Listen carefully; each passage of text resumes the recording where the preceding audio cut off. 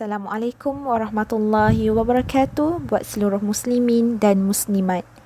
Di Kepulauan Camotes, Cebu, Filipina, terdapat 6 buah masjid dan musola yang diurus takbir oleh Brigade Bakti Malaysia.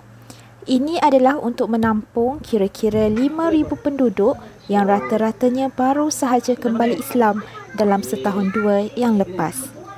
Mari kita saksikan aktiviti penghayatan Ramadan mereka di sana.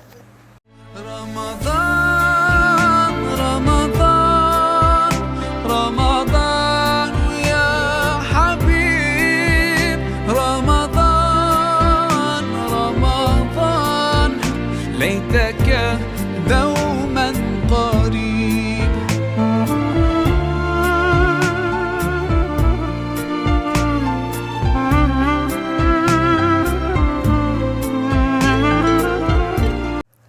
Sementara itu, kanak-kanak dan remaja juga diajar mengaji mukaddam. Mari kita dengarkan.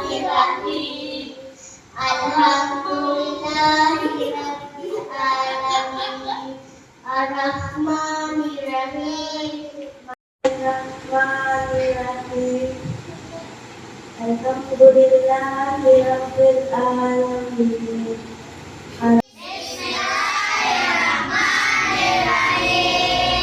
قل يا أيها الكافرون لا أعبد ما تعبدون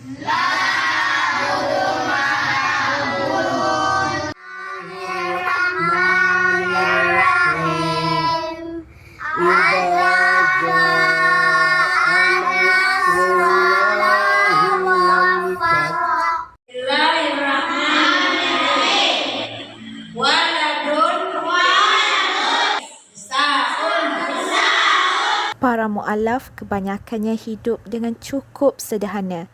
Namun, mereka begitu gigih untuk melaksanakan ibadah puasa dan mempelajari ilmu fardu ain. Kos aktiviti penghayatan Ramadan di setiap masjid adalah sebanyak RM100 bagi setiap malam. Marilah kita sama-sama menghulurkan tangan bagi membantu mereka dengan cara berinfak di bulan Ramadan yang mulia ini agar dapat memberi secebis senyuman dan sinar pada hari raya yang bakal menjelang tiba tidak lama lagi.